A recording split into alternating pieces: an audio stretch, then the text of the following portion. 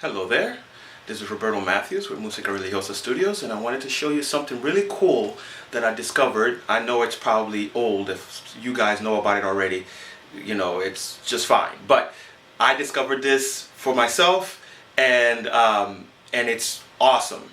Now, I have a music studio here, and I record on Logic Pro X and Ableton Live. But sometimes I want to get some recordings in good quality, but quickly. So I found out that my iPad 2 that I have here works really well for that with my little Casio PX330, and it could work with just about any MIDI capable keyboard. I'm going to show you what I'm going to do. First of all, the only things you're going to need is a keyboard. It could be any keyboard. It could be an inexpensive keyboard that has USB, that can do USB, and you'll need this USB connector for the USB connector for the iPad. Now notice it's the larger pin amount. I forget how many pins. I think it's 32 pin amount. It's not the new the iPad Air or the new iPad 4 that has I forget what it's called, the high-speed one, the smaller connector. You'll need an adapter for that, which is why I highly recommend that if you're gonna upgrade to the iPad 4 or something like that, to keep at least your old iPad with you. Don't sell it, because you'll be able to do a lot of cool things with the old equipment that you're not gonna be able to do unless you get an adapter. But I digress.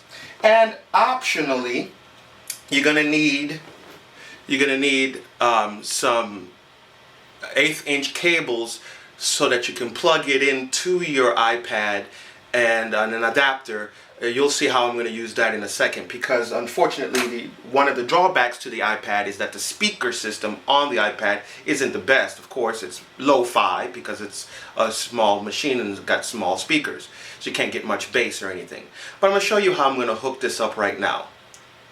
So basically, I'm going to take the iPad and I'm going to connect my USB drive, my USB connector, my adapter here, to the iPad here, and then I'm going to pull up GarageBand. Now, GarageBand comes on most iPads, and if not, you can probably download it from the Apple Store for free. So you're going to do that, and then you're going to, now I already have a song pulled up, but I'm going to go ahead and create a new song here, and then I'm going to bring up my keyboard. Now, the beautiful thing about this is you see how fast I was able to bring everything up on my iPad and not have to worry about turning on the computer, getting everything set up, having all the inputs and outputs set up. It's just wonderful. Now, the next thing you're going to do is on the back of your keyboard, if you have this type of keyboard, you have a USB connection area. So I'm going to go ahead and connect that on my keyboard. Now that I have that connected on my keyboard, what I'm going to do is I'm going to go ahead and jack it in. Now, nothing happens. Now, you don't know that it's going to work until you actually play. Okay, now you hear actually my keyboard, so you can actually turn down your keyboard audio, because you're going to be using the audio from your iPad. Let me turn that up real quick. And that's the piano coming from the iPad itself. Now, as I said before, the audio here and the volume here doesn't work too well. So what I would suggest you do is either plug in your headphones, like you see behind me here, so that you can hear a good bass, actually the full spectrum of sound through your headphones.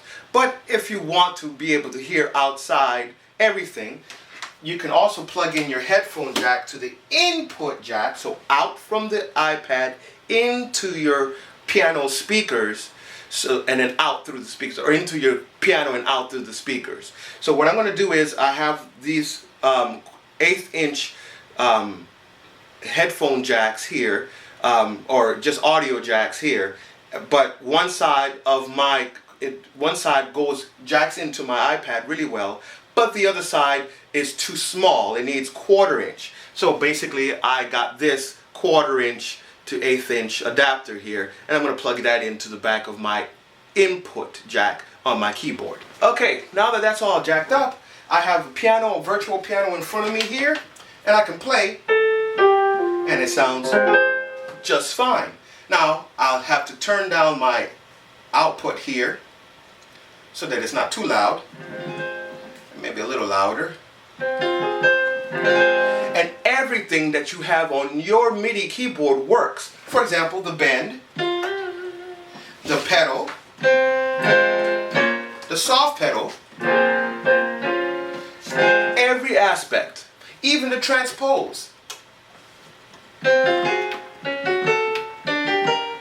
So every function that you have on your MIDI keyboard works on the iPad, except now you have all the benefits of the iPad with you. And we'll talk about that in the next section.